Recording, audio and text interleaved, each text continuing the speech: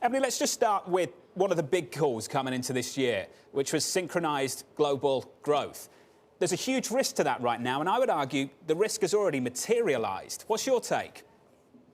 Yeah, the synchronized global growth narrative is certainly seeing some cracks here. And our view for a while is that we were starting to see a multi-speed economic recovery starting to play out, with the U.S. economic data appearing to be better than overseas, particularly in Europe. And certainly if you look at the PMI data that came out last week, with the U.S. continuing to climb and the Eurozone falling, and then really that being confirmed with the IMF coming out this morning and increasing their expectations for U.S. growth and dialing those back.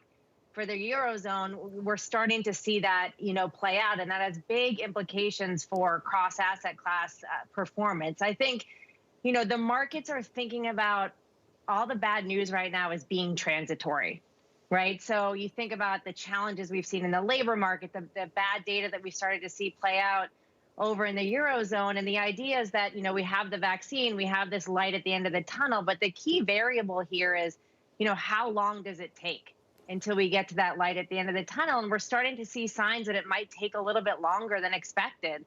The vaccine rollouts showing some challenges.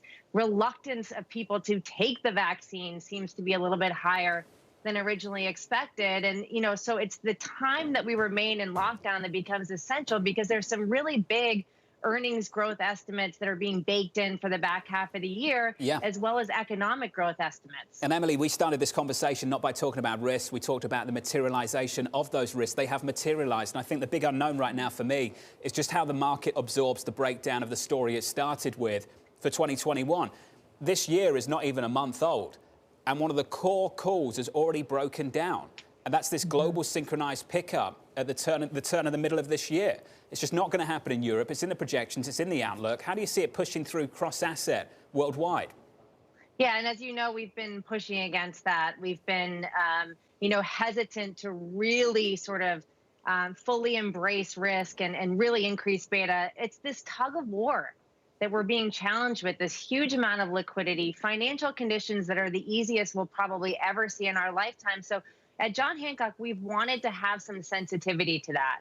So we have looked for ways to increase cyclical exposure in a portfolio. We've increased our views on U.S. large cap value. There's huge catch-up potential there. We've looked within the U.S. to areas like industrials in order to add more sensitivity to the reflation narrative. But we've continued to prefer the U.S. over international equities. If you look at those international indices, they're heavily weighted to areas like financials, particularly international value. They're heavily weighted towards energy and materials. We haven't wanted to have that amount of cyclicality yet, as we recognize that there continue to be challenges. So if you want to play value, our view is that you do it in the U.S., as we actually have a positive sloping yield curve, yields above 1% in the U.S., and we can't say the same of international equities, which could be a big challenge. So there's a clear U.S. bias embedded in your portfolio. You've done a great job of painting that picture for us, telling that story. Emily, that's the equity story. How do you express this through foreign exchange right now? Because the big call, consensus call, wasn't just global synchronized growth. It was weaker dollar, weaker dollar, weaker dollar. Exactly. And I think it was really, we talked about this kind of all being bucketed together in one kind of risk on trade. And the weaker dollar was key to that narrative. Now, as all of us know, a weaker dollar tends to be a benefit to your non-U.S. Equity performance as an unhedged investor. So I think a lot of things could start to shift if we do see the dollar continuing to show some strength here. Now, if you look at the technicals, clearly the U.S. dollar is in a downturn. The sentiment is obviously continuing to push towards a weaker dollar, and we want to recognize that, and we appreciate that, and we want to have exposure to areas like emerging market equities that tend to have a lot of sensitivity and do really well when the dollar is weakening. But we want to be really careful here. And we haven't placed our chips on that weaker dollar bet. And I think as you start to see potentially, some more of a risk off feel start to permeate the markets, I think that does have big implications for currency markets as well. I want to finish on where we started the program about 8 minutes ago, Emily, and that was on the casino in this market right now. The roulette wheel of the moment, GameStop, whatever it is, Bed Bath & Beyond, it's like whack-a-mole for short squeezes.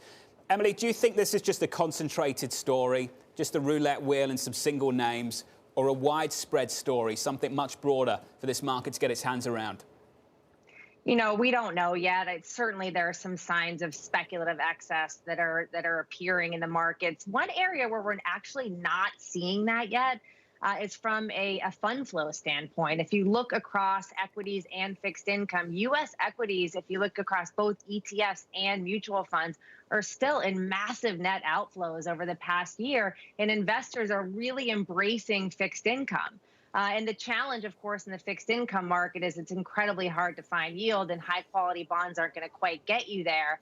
But that's something that we're really focused on here, is helping investors find opportunities within fixed income, as they don't seem to be looking at the equity markets yet. But obviously, like everybody else, watching for signs that the speculative excess could result in bubble-like tendencies for the market. And that's the reason, again, we want to be really careful about reaching too far for risk here.